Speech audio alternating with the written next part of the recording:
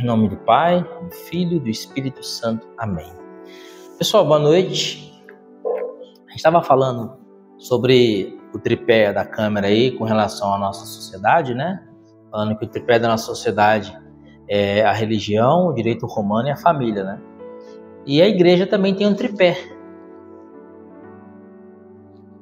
que sustenta a igreja católica, apostólica, romana ao longo desses 2000 anos de história. Você sabe qual é o tripé da igreja? Esse daí, 10, nota 10. Sagrada tradição, sagrada escritura e o sagrado magistério. Esse é o tripé que sustenta a igreja. A Sagrada Escritura é a Bíblia Sagrada. O Sagrado Magistério são os ensinamentos, o discernimento, as decisões conciliares do Papa e dos bispos, atualmente ao longo dos 2000 anos. Né? Um concílio é um ato do Sagrado Magistério. Né? E a Sagrada Tradição? O que é a Sagrada Tradição? Eu queria conversar com vocês um pouco sobre isso. Né? Esses são os pressupostos da nossa fé. Né? Como eu disse, o pilar, a base da nossa fé.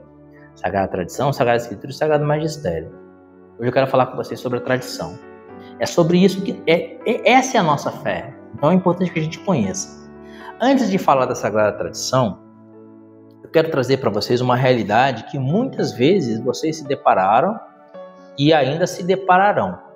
Por exemplo, quando você fala para a pessoa assim, dia 2 de novembro, eu vou no cemitério rezar, participar da missa e rezar pelas almas do purgatório. Aí a pessoa fala para você assim, poxa, você vai no cemitério dia 2 de novembro para quê? Falei para quê? Vou rezar participar da missa e rezar pelas almas do purgatório. Purgatório não existe. Purgatório existe. Onde que está isso na Bíblia? Já se depararam com essa situação? Mostra para mim aqui na Bíblia. Onde que está o purgatório? Certo? Vou pedir intercessão dos santos, vou pedir intercessão de São Francisco de Assis, para que eu consiga vencer a minha avareza e me torne mais pobre de espírito. Mas pedir intercessão de santo, para que você faz isso? Onde está escrito aqui na Bíblia que santo pode interceder por você? E assim por diante. Essa ideia, esse ideário, ele tem um nome.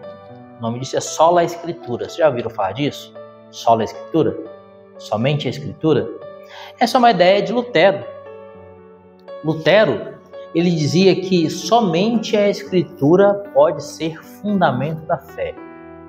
E que só a Escritura basta e que toda verdade tem que estar na Escritura. Que se não estiver na Escritura, não é verdade. Essa é uma ideia luterana que surgiu 1500 anos depois da igreja. A igreja já tinha 1500 anos de Sagrada Tradição, Sagrada Magistério e Sagrada Escritura. 1500 anos. E Lutero veio tirou essa da cartola aí, na sua revolução protestante. Por que Lutero falou isso? Lutero estava se rebelando contra o quê? Contra o magistério. Então Lutero precisava quebrar na cabeça daqueles homens que o magistério era sagrado. Para poder se rebelar contra o magistério, Lutero tinha que convencer que o magistério era sagrado. E rompendo com o magistério e seguindo Lutero, eles passariam a seguir aquilo que Lutero ensinava, não o que a tradição ensinava. Então Lutero precisava, para que a sua revolução, podemos dizer assim,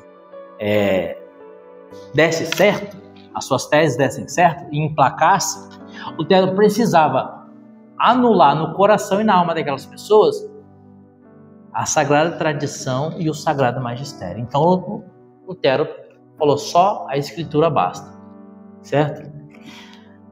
Mas essa ideia de sola Escritura, ela se nega a si mesma. É uma ideia que é antagônica com a própria ideia. Por quê?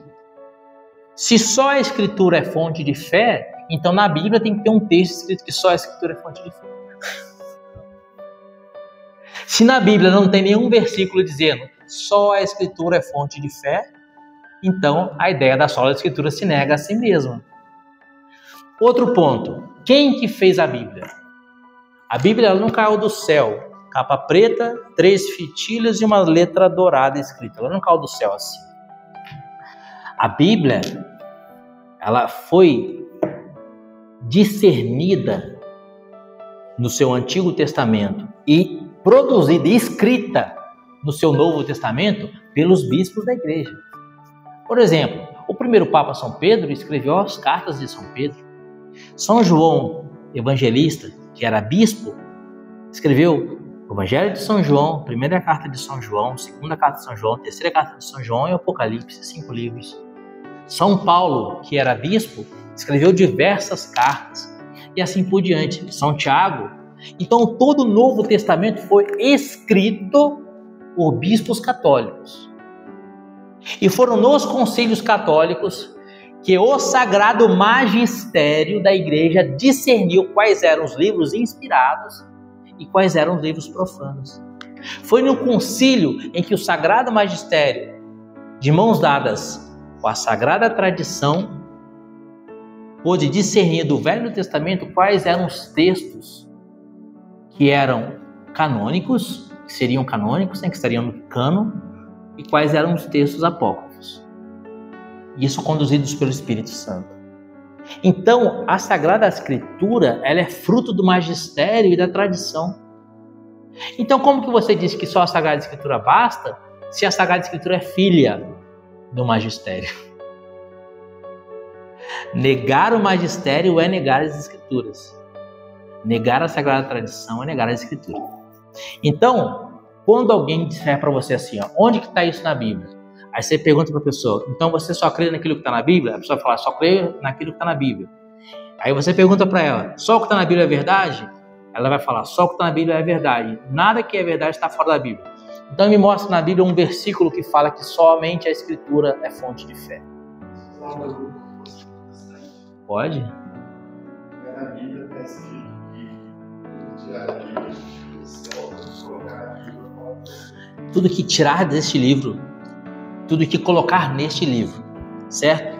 O que São João queria dizer com isso? São João queria dizer com isso que ninguém deveria adulterar o evangelho que ele escreveu. Mas o próprio São João, no seu evangelho, vai encerrar o evangelho no capítulo 21, dizendo assim, ó, Evangelho de Nosso Senhor e Salvador Jesus Cristo, segundo São João, capítulo 21. Ele diz assim, Jesus fez ainda, versículo 25, João 21, versículo 25. Jesus fez ainda muitas outras coisas. Se fossem escritas uma por uma, penso que nem o mundo inteiro poderia conter os livros que se deveriam escrever. Aqui então São João nos faz entender que Jesus fez muitas outras coisas que não estão aqui na Bíblia. Como é que a gente vai saber dessas coisas? Pela boca dos apóstolos. E essa boca dos apóstolos que nos falam essas coisas, como é que é chamada? Sagrada Tradição. João 20, versículo 30, São João diz assim, ó, João capítulo 20, versículo 30. Fez Jesus na presença dos seus discípulos ainda muitos outros milagres que não estão escritos neste livro. Então o próprio São João vai dizer que tem muita coisa que vocês vão saber pela boca dos apóstolos. São João pregou a São João Crisóstomo, São João Crisóstomo foi passando até chegar a nós. João capítulo 16, versículo 12. Vamos pegar só o São João, né? Já que você citou uma ideia joanina, vamos pegar só o São João. João capítulo 16, versículo 12. São João vai dizer assim, ó. João 16, 12. Muitas coisas ainda tenho a dizer-vos, mas ainda não as podeis suportar agora. Ou seja, Jesus está dizendo, ó, tem coisa que eu não vou falar para vocês agora. Vocês vão saber depois. Mas como é que vocês vão saber depois se eu não vou falar para vocês agora? O próprio Jesus explica. Perdi o texto aqui. Versículo 12. Muitas coisas ainda tenho a dizer-vos, mas não podeis suportar agora. Versículo 13. Quando vier o Paráclito, o Espírito da verdade, ele vos ensinará toda a verdade, porque não falará por si mesmo, mas dirá o que ouvir e vos anunciará as coisas que virão. Então Jesus está dizendo assim, ó, agora eu não posso revelar tudo porque vocês não seriam capazes de entender. Mas ao longo da caminhada da igreja, o Espírito Santo virá. Por meio do sagrado magistério, o Espírito Santo vai discernir para vocês a verdade. Então, o próprio Jesus já deixou explícito no Evangelho que não é possível a sola Escritura. Ele mesmo disse, gente, não está tudo aqui ainda. O Espírito Santo vai mostrar para vocês ainda muita coisa. Essa palavra de Jesus é o anúncio da Sagrada Tradição. Jesus está dizendo, muitas coisas o Espírito Santo vai socorrer a igreja e vai ensinar a igreja ao longo dos séculos. João 14, versículo 25. João 14, versículo 25. O Senhor diz assim, disse-vos essas coisas enquanto estou convosco, mas o Paráclito, o Espírito Santo, que o Pai enviará em meu nome, irá ensinar-vos todas as coisas e vos recordará tudo o que tem dito. Então Jesus está dizendo, vocês não sabem, eu não ensinei tudo para vocês, o Espírito Santo vai ensinar tudo para vocês. Quando? Ao longo da caminhada da igreja. Sagrada Tradição. João 20, versículo 30. João 20, versículo 30. Só São João. João 20, versículo 30. É o que eu li, né?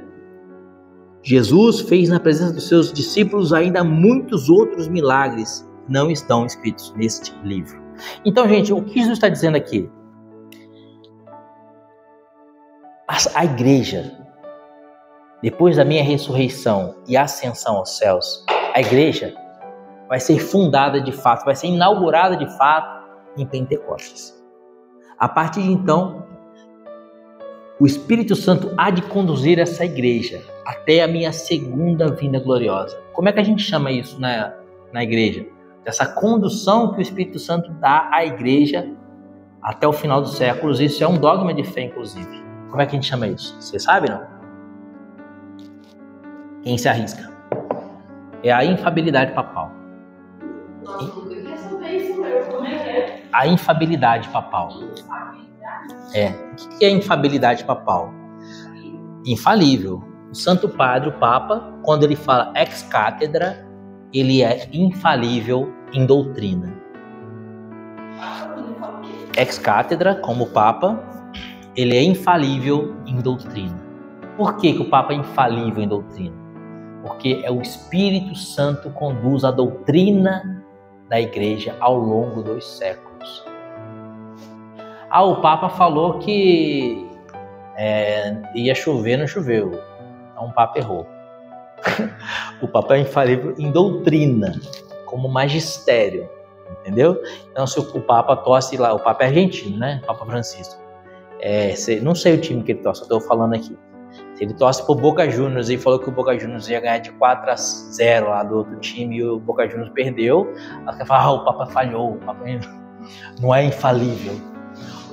Por que a igreja trouxe isso, inclusive, como dogma de fé? Que o Papa é infalível quando fala ex cátedra em doutrina. Porque o Papa não fala da boca dele, ele não fala por si mesmo. Mas quando o Papa vai tomar uma decisão doutrinária, o Papa consulta o colégio cardinalício, às vezes consulta os bispos do mundo inteiro, às vezes faz um concílio para decidir um ponto de fé, para, por exemplo, anunciar um dogma. Quando o Papa fala assim, esse menino chamado Carlo Acutis, ele está no céu, tenho certeza que ele está no céu. Isso é a canonização, né? A beatificação é a canonização. Quando o Papa diz isso, houve milagres, houve testemunhos, houve estudo da história da vida da pessoa. Ou seja, várias questões intelectuais, morais, espirituais foram analisadas. Intelectuais, estudou-se a vida da pessoa. Questões morais, viu se as atitudes daquela pessoa eram atitudes morais, se ele tinha virtudes, se ele tinha virtudes extraordinárias. Espirituais, se houve milagres inexplicáveis pela ciência. Por isso, quando o Papa chancela, é santo, está no céu. E se o Papa disse que é santo, é santo. Então você não precisa ter dúvida se o Carlo Acutis está ou não está no céu. O Papa disse que a beata em Chica é beata, bem-aventurada, ela está no céu. Não tenha dúvidas, ela está no céu. O Papa não é. Ele é infalível em matéria de doutrina. Beato e santo é o seguinte, na verdade, a palavra beatitude significa bem-aventurança, a felicidade dos eleitos que estão no céu. Todo beato é santo, porque todo que está no céu é santo. Mas a igreja separa em duas etapas a beatificação e a canonização. Por quê? Quando a igreja beatifica uma pessoa, a igreja está dizendo, ele está no céu. Ele está no céu. Só que às vezes eu posso ter uma vida muito errada, me converter e ir para o céu. E aí você rezou, pediu a minha intercessão e alcançou um milagre. E eu fui beatificado, estou no céu. Mas a minha vida não é um exemplo. A minha vida não é um exemplo a ser seguido. Quando a igreja canoniza a pessoa e fala São Francisco de Assis ou São Carlo Acutis, significa, se você viver igual o Carlo Acutis viveu, você vai para o céu. Então, o que o Carlo Acutis fez, você pode fazer. Ele é o seu exemplo. Siga esse exemplo, igual o Carlo Acutis. Entendeu? E essa é a canonização. Mas, quando você fala beato, já está no céu, né?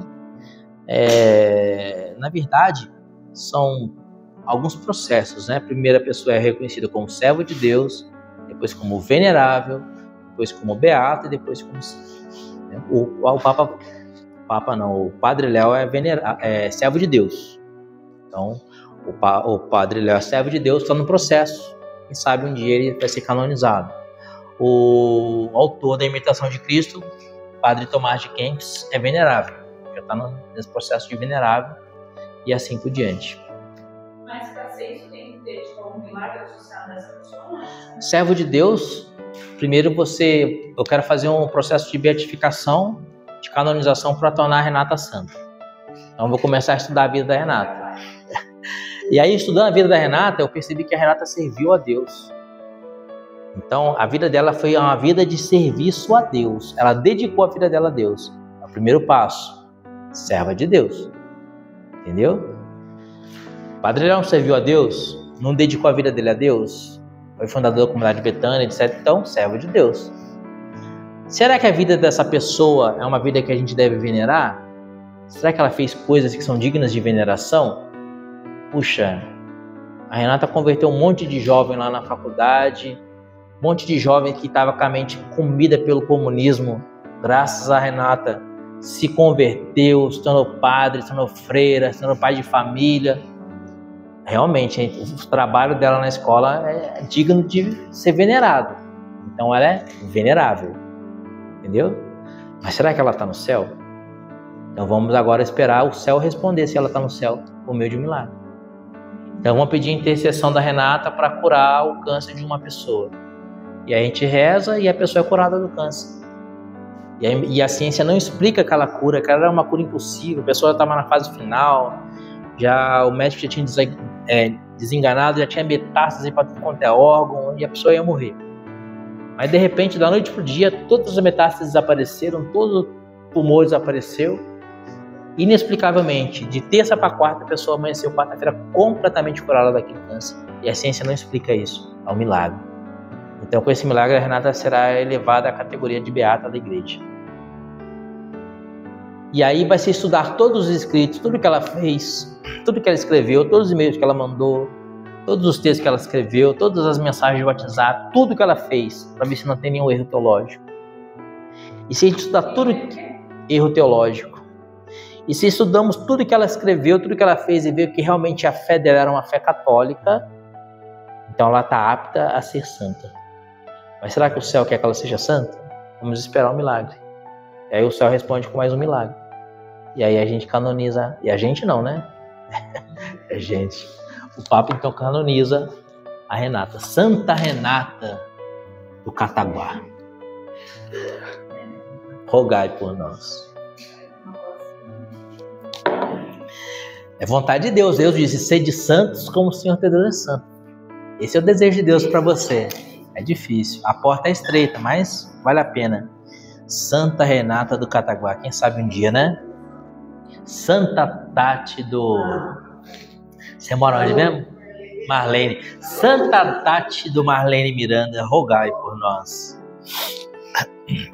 Então, gente, a tradição, o que é a tradição? É a Bíblia que não foi escrita.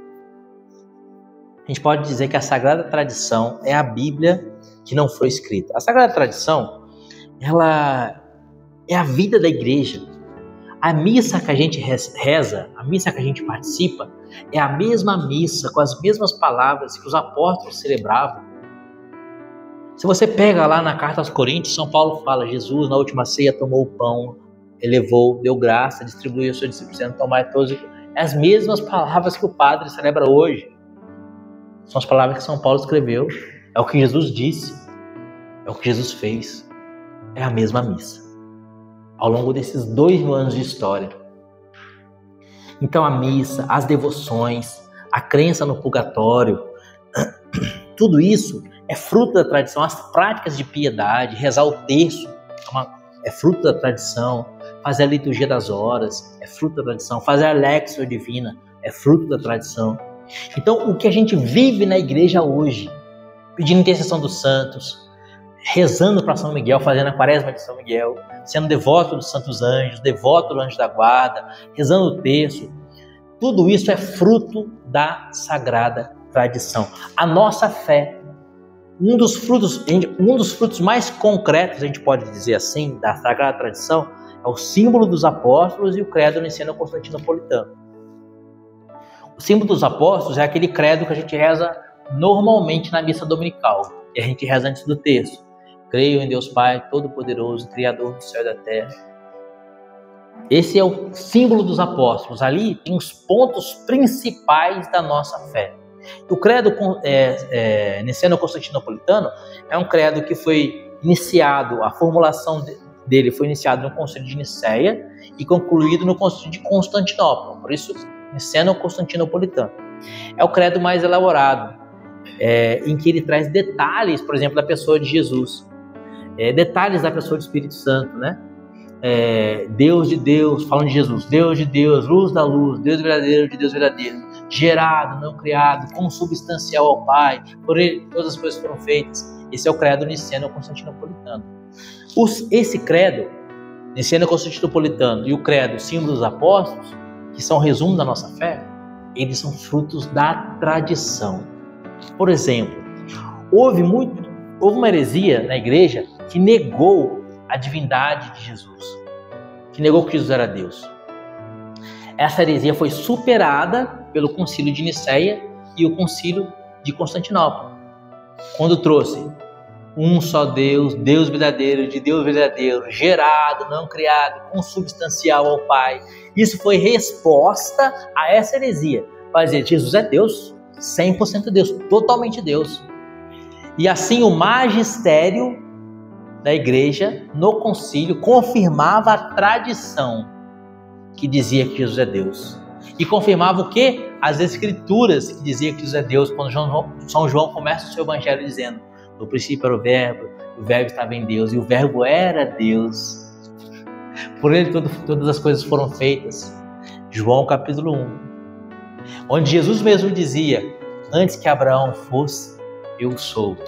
O próprio Jesus dizendo que ele era Deus.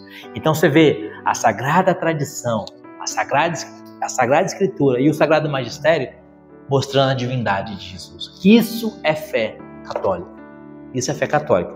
Às vezes um ponto de fé estará nos três. Como eu disse aqui, a divindade de Jesus, ela está presente na sagrada tradição, na sagrada escritura e no sagrado magistério. Às vezes um ponto de fé estará apenas em um. Por exemplo, a Assunção de Nossa Senhora. Estamos em agosto, celebramos domingo passado a solenidade da Assunção de Nossa Senhora. Onde que está isso na Bíblia? Oi? Apocalipse tem uma prefiguração de que ela está no céu, né? Surgiu um grande, Apocalipse 12, surgiu um grande sinal no céu, uma mulher vestida de sol, a lua debaixo dos seus pés e na cabeça uma coroa de 12 estrelas.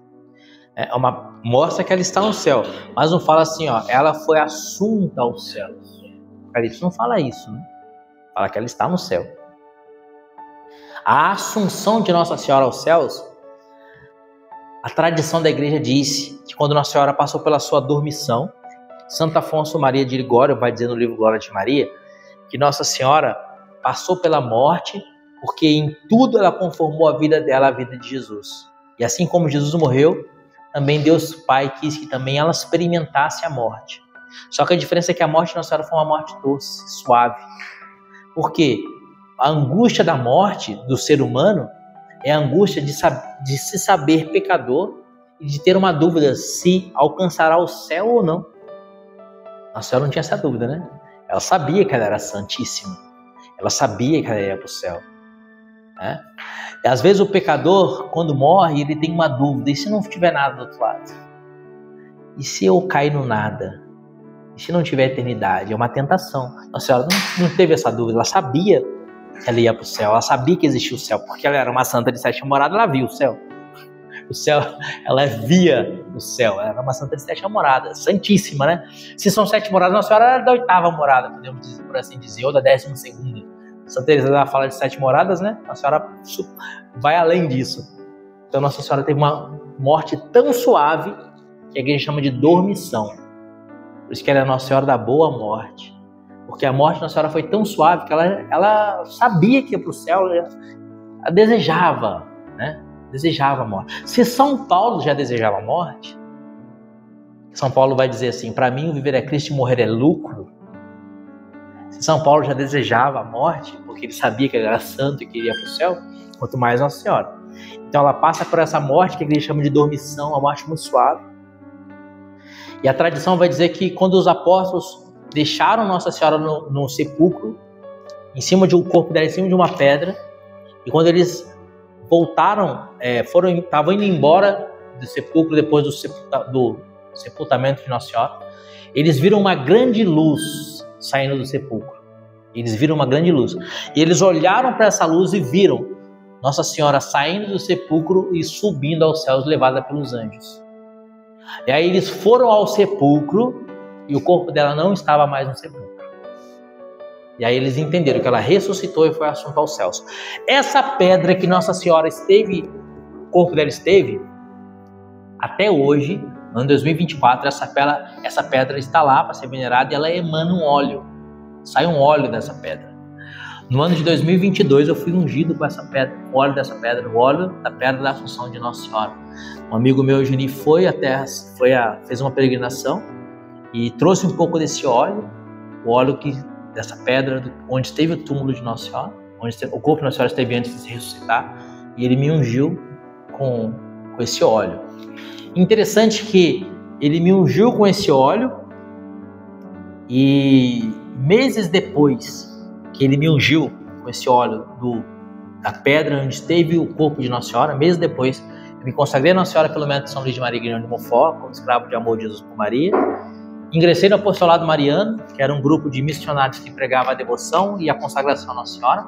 E durante quase 10 anos eu fiz missões por tudo quanto é lado, pregando única e exclusivamente a devoção a Nossa Senhora. Eu só pregava isso, não pregava mais nada.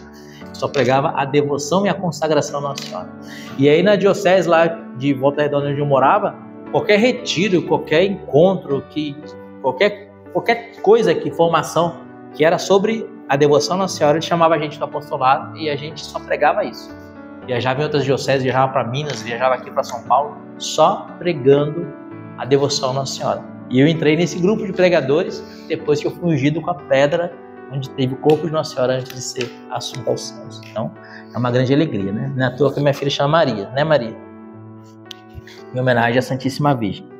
Então, gente, a sagrada tradição, ela é o fundamento da nossa fé.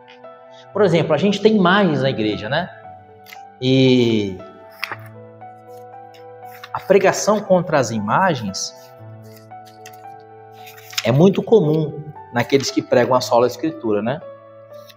Mas se você abrir o catecismo da Igreja Católica, vocês estão vendo esse ícone que tem no catecismo da Igreja Católica? Essa versão nova sua tem esse ícone? Logo nas primeiras páginas ali tem esse ícone aqui. No seu tem? Já não traz mais? O seu tem? É isso daí. Que página que tá isso daí? Na página, desde a página 30. Vê se você acha, na página 29. Sabe o que é esse desenho aqui? Essa é uma imagem, um desenho, que estava na catacumba dos cristãos no primeiro século da história da igreja, no antes do ano 100, em Roma. Ou seja, nos primeiros séculos a igreja já tinha imagens. A igreja sempre teve imagens. Depois de 1500 anos que a igreja tinha imagem, que alguém vai falar que não pode ter imagem, sendo que o próprio Deus se fez homem. E lembrando que a proibição de adorar falsos ídolos, imagens de ídolos, que faziam um Baal, um Astarote, um Aserá, e falavam, esse é o meu Deus. Não é a representação das coisas do alto em imagens, porque o próprio templo de Salomão, por ordem de Deus, tinha imagens de querubins, de bois, de mar de bronze, um monte de imagem. O primeiro templo tinha um monte de imagem. E quando esse primeiro templo, que tinha um monte de imagem, foi inaugurado, a glória de Deus desceu sobre o templo de Salomão. Então foi do agrado de Deus. A primeira igreja dedicada ao Deus de Abraão, de Isaac e de Jacó, tinha imagens. E as igrejas católicas sempre tiveram representações das coisas do alto, com imagens como o templo de Salomão tinha. E aqui a gente vê esse ícone das catacumbas dos primeiros séculos. Isso é a sagrada tradição. Entendeu? Isso é a sagrada tradição.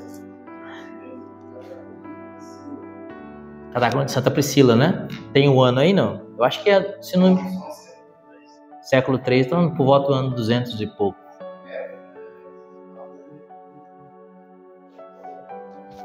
Ou seja, século III, a igreja já era o que ela é hoje. Nada mudou, gente. No século III tinha um papa, hoje tem um papa. Isso é sagrada tradição. As pessoas, outra questão de agressão à sagrada tradição é as pessoas que dizem que a igreja católica foi fundada por Constantino no ano 300. Vocês já ouviram isso daí? Vocês dizer isso? Tem muita... ninguém ouviu falar disso?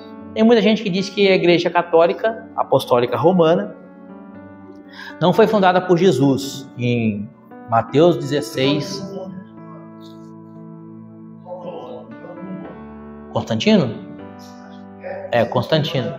Então, muitas pessoas dizem que, os protestantes, dizem que a igreja não foi fundada por Jesus em Mateus 16, 18, quando Jesus diz, Pedro, tu és pedra, sobre essa pedra edificarei minha igreja, as portas do inferno não prevalecerão contra ela.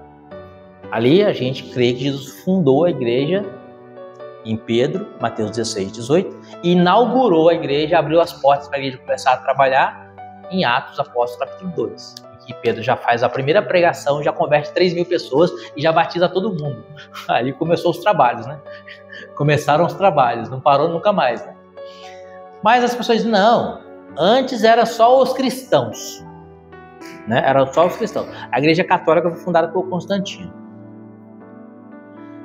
Constantino foi batizado.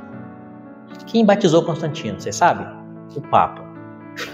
Se tinha um papa, cara. Então, assim, é ridículo. O argumento é tão ridículo. Porque Constantino foi batizado por um papa. Santo Agostinho era bispo. E assim por diante. São João Crisóstomo era bispo. A mesma estrutura eclesial até hoje é a mesma. Por isso, gente, a sagrada tradição, ela é fonte da nossa fé. Eu trouxe um documento para encerrar essa catequese, deixa eu ver a hora. Esse documento aqui é do Concílio Vaticano II. É o Dei Verbum. Já ouviram falar desse documento? Dei Verbum, Concílio Vaticano II. O Dei Verbum, ele traz a revelação. Ele fala sobre a revelação. É um documento do Concílio Vaticano II. Você consegue achar esse documento no site do Vaticano. Escreve lá vatican.va, põe lá a bandeirinha de Portugal, eu acho, que aí vem a tradução para português, e aí você acha todos os documentos da história da igreja, tudo você acha lá. E o Dei Verbum também. Olha o que o Dei Verbum vai dizer no número 8, quando ele fala da Sagrada Tradição. Ele diz assim, ó. E assim, esse documento é do Papa Paulo VI. Ele diz assim, e assim a pregação apostólica que se exprime de modo especial nos livros inspirados está falando da Bíblia, devia conservar-se por uma sucessão contínua até a consumação dos tempos. Essa verdade precisava ser dita, levada de boca a boca pela igreja até o final dos tempos. Por isso os apóstolos, transmitindo pela pregação, transmitindo o que eles mesmos receberam, advertem os fiéis que observem as tradições que tinham aprendido, quer por palavras, quer por escrito. E aqui o Papa faz uma citação de 2 Tessalonicenses 2,15. O que será que São Paulo vai dizer em 2 Tessalonicenses, capítulo 2, versículo 15? Vamos pegar aqui. 2 Tessalonicenses, 1 Tessalonicenses, 2 Tessalonicenses, capítulo 2, versículo 15. Olha o que vai dizer São Paulo na Escritura. Ele vai dizer assim: assim, pois, irmãos, ficai firmes e conservai os ensinamentos que de nós aprendestes, seja por palavras, seja por carta nossa. Então, São Paulo está dizendo que muitas coisas eles ensinavam por palavras. Isso é a tradição. É o que os apóstolos passaram e chegou até nós. E aí continua o Papa. E que a lutem pela fé recebida, observem as tradições que tinham aprendido. Perdão, eu voltei no mesmo texto. E diz assim: e a que lutem pela fé recebida de uma vez para sempre.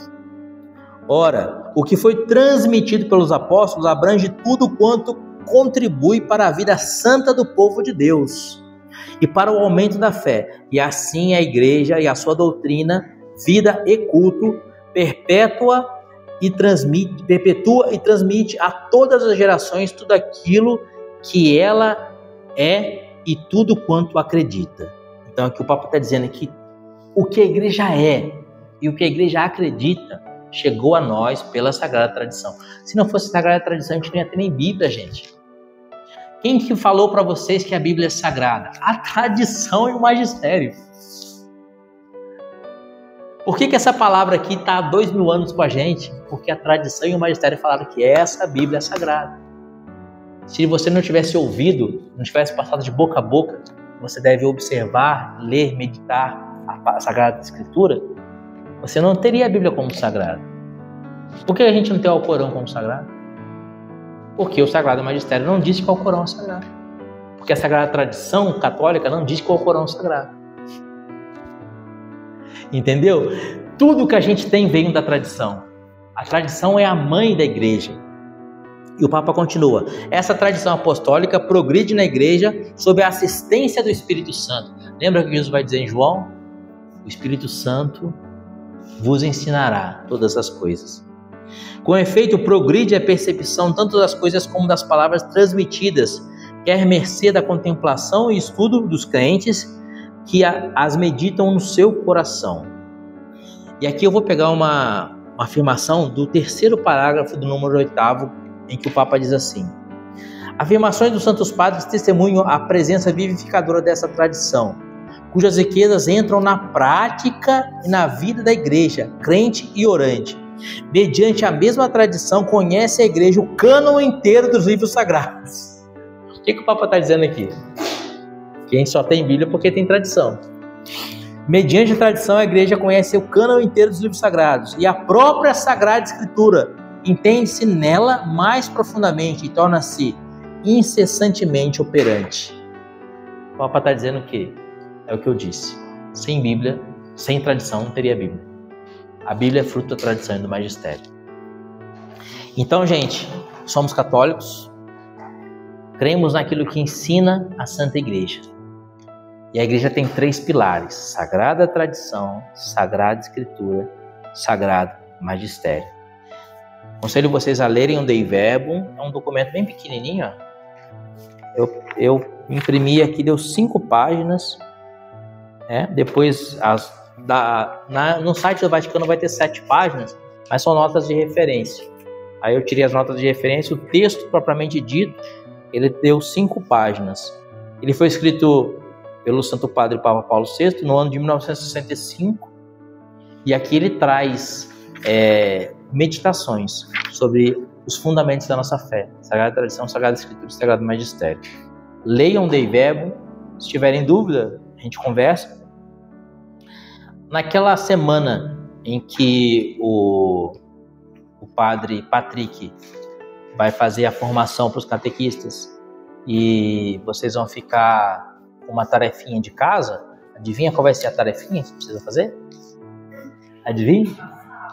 Lê o Dei Verbum e Dei Verbum. Eu mando no grupo. Mando. Ler o Dei Verbum e escrever um apontamento ali que você entendeu do Dei Verbum. Tá bom? Se não quiser escrever um apontamento, pelo menos gravar um áudio de WhatsApp dizendo que você entendeu do Dei Verbum. Tá bom?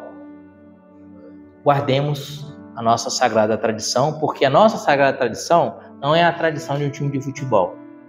O Vasco da Gama é vermelho não, é preto e branco, né? Por quê? Tradicionalmente o Vasco é preto e branco, sempre foi. Gaúcho come churrasco e toma chimarrão. Por quê? É tradição gaúcha. E os gaúchos mantêm essa tradição. O gaúcho gosta de tomar chimarrão porque ele se sente gaúcho, né? Pertença daquele estado tomar o chimarrão. É tradição. Isso é tradição humana. Pode chegar um gaúcho e falar assim, eu não gosto de chimarrão. E não beber chimarrão. Pode chegar um gaúcho e falar assim, eu sou vegano e não como churrasco. Bah, não como churrasco, tchê. E sou vegano. Pode acontecer, porque isso é tradição humana. Essa tradição que a gente está falando é divina. Essa tradição que a gente está falando é um nome dado para a voz do Espírito Santo que sopra no coração da igreja ao longo desses 2000 anos de história. E a igreja é um barquinho, né? O símbolo da igreja é a barca. A igreja é a barca de Pedro, né? A igreja é simbolizada por um barquinho. O vento que sopra, o ruá. A palavra ruá em hebraico significa vento ou espírito. O ruá, o vento que sopra as velas, que faz com que esse barquinho navegue, é o vento do Espírito Santo, que é a sagrada tradição. Glória ao Pai, ao Filho e ao Espírito Santo, como era no princípio, agora e sempre. Amém. Em nome do Pai, do Filho e do Espírito Santo. Amém.